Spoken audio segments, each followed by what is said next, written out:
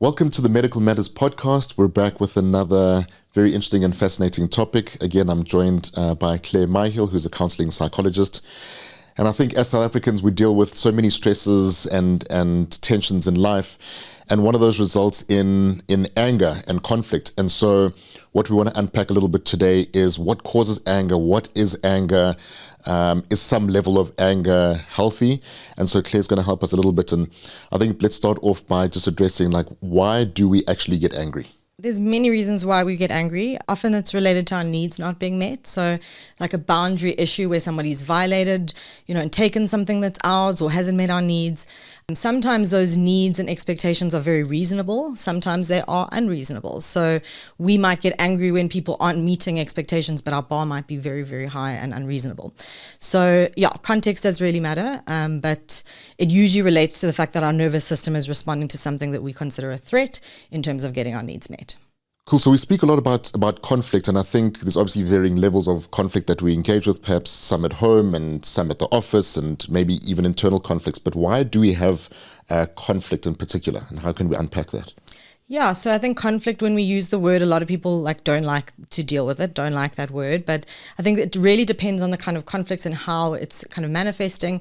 Conflict is inevitable because we live in a resource scarce world. So conflict will usually erupt when more people want the resources than are available. So I think that's kind of what happens when we see wars break out, or we have an internal conflict where we don't have enough time to meet all the different priorities and values and everything that we've set for ourselves. So it's usually related to that, like an imbalance between the resources and the needs. All right, so we speak about conflict being productive in some sense, and I think very often it's quite a negative thing. So you spoke about war being a form of conflict, but I think it's very difficult for us in a manner of being anger, thinking about it being quite a productive part of an emotional process, I guess. So what does it mean to have sort of productivity out of conflict? So having a healthy awareness of your own anger and your own kind of stress levels and feelings on that will be very important so that you can manage it effectively, respond to it. It's not about being angry, but obviously how we behave in response to it can be either very healthy or very problematic. If we are aggressive or competitive and kind of roll over everyone else, then that's not going to really help us build good relationships. But if we are too avoidant or too accommodating as well, that can be a problem. So it's learning kind of that balance between the two and negotiating those things. Where it can often be productive in a relationship is where issues are brought to the table and dealt with appropriately. So there's a repair, there's a movement from that point in terms of doing things differently, growing from the problems and the insights that we've gained from them. That's kind of what we would normally say when it's productive. So not all conflict is productive. You can have very unproductive, very destructive conflict when it's not, doing it in an emotionally intelligent and healthy way. But you can also move the relationship along and deal with issues rather than allowing them to fester. So I think, it often becomes quite difficult to take on the challenge of managing the conflict and speaking about it. Would it not just be, in many instances, easier and better to just forgive and forget? Yeah, I think it depends on the circumstance. Certainly in some instances to let that energy go, if it's something that we're not going to be able to solve or do anything about, then that might be the way to go.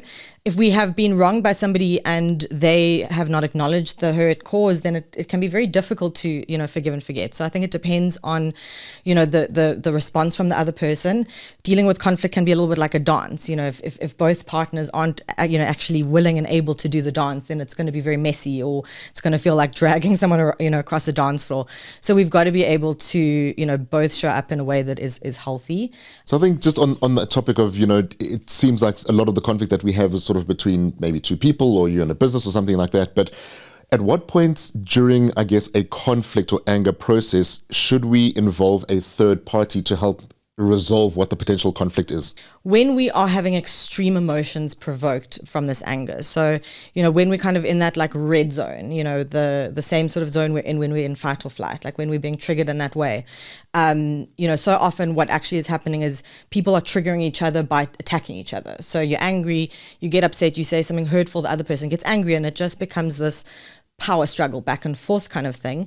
And that's often like really where the unproductive conflict will come in. So if you know you're going to struggle to stay in a like space where you can connect and be kind of emotionally safe for somebody, then I would definitely say, getting a therapist to facilitate a conversation where they can kind of manage the boundaries, manage the flow of things might be a better way to go. Right, so now we're speaking quite nicely about sort of managing that conflict, and I guess what I want to touch on is the emotional intelligence of things, and how does one's emotional intelligence impact on the way in which we sort of navigate and manage that conflict? In a huge way. I mean, emotional intelligence is a really interesting topic and something to understand. I follow a model that's very simple, where it's about self-awareness and self-management, and then awareness of other people, as well as, how we manage those relationships with them. So self-awareness has to do with like knowing our conflict style, knowing what kind of situations are likely to provoke us, knowing our limits, knowing, what we do when we are experiencing certain contexts. That would all kind of fall under self-awareness. Management would be learning when to take a breather and kind of step away because we might be getting overwhelmed. Learning things like mindfulness so that we can, and breathing through things so that we don't get kind of lost in that kind of, top of the red zone where we're about to absolutely break loose.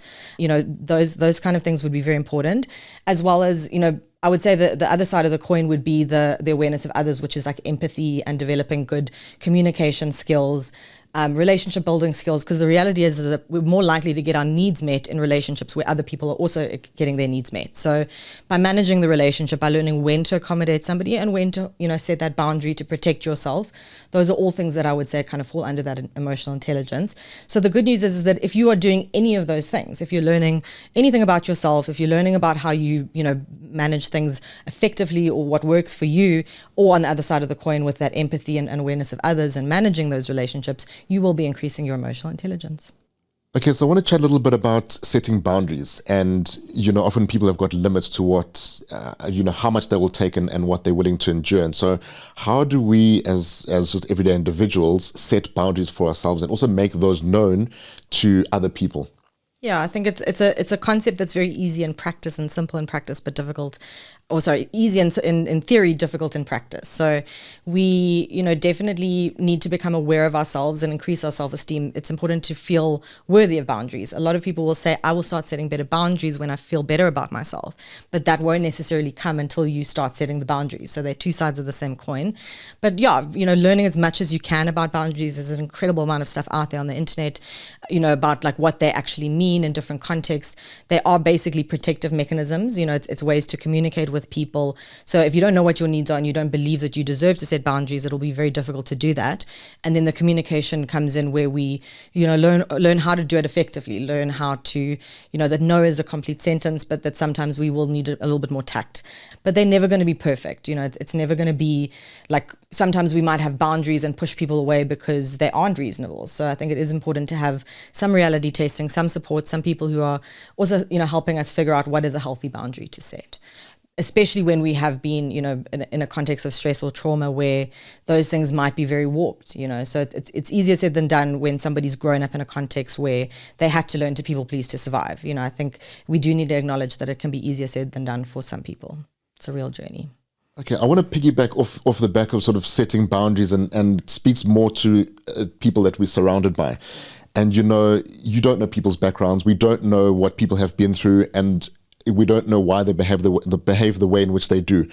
So what I want to understand is, how do we interact with people who are perhaps very aggressive to us?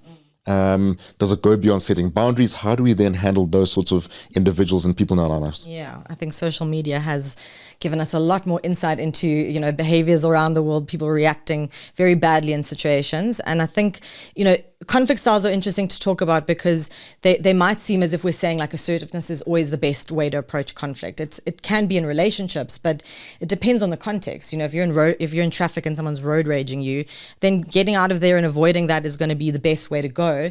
If you're dealing with somebody who is aggressive in a context you can't really avoid, then it is learning to set the boundaries as best you can, and then learning how to cope when that isn't possible as well. Learning when you need to kind of phase that behavior out a little bit more and focus then on what you can control, not allowing that person's negative behavior or way that they are treating you to control how you see yourself. So, Claire, you've offered some fantastic information around conflict resolution and managing both your own expectations and other people's expectations. But I think very often what happens, and I think a lot of people identify, is when someone is sort of outwardly angry towards us, the first thing that we say to them is, don't be angry or calm down. Why are those not the best ways to try and cool down a situation? Yeah. Very few people in the history of calming down have calmed down by being told to calm down. The reality is that no one likes being told what to do, and sometimes it can be dismissive to the emotion you're experiencing or the anger you're experiencing, which for some people come from very deep-rooted spaces. People sometimes are very legitimately angry about the way they've been treated in society, etc. So, I think, we've got to remember that that's a big part of it. Empathy is what's actually, and feeling understood and feeling safe is what's going to be more likely to create those conditions for a human being to feel less angry. When our anger is acknowledged and understood, then it's actually, alleviated more often than not. That's Claire Myhill. She shared some phenomenal information around conflict and anger and managing those emotions and feelings. Before I let you go, are there any other little tidbits that we might need to know just in terms of managing ourselves, managing other people, that we can just keep at the back of our minds when we are sort of faced with these issues? Yeah, I think what you said is a really important one, just remembering that everyone out there is facing battles we can't really see all the time, and it's very easy to get offended and to react. It's a lot harder to understand and show somebody compassion within limits, obviously, like knowing our limits and our boundaries and having healthy ones is very important. But also, giving people a bit of leeway and compassion and just learning when it's time to get involved and to pick our battles is probably the best way to, go through this messy human experience that most of us, live through. Perfect. Thank you so much. Sure. That is Medical Matters Podcast. Thank you so much for watching. Once again, we're joined by a fantastic medical expert. Please don't forget to like, subscribe, keep watching for more of our episodes and topics, and we'll see you soon.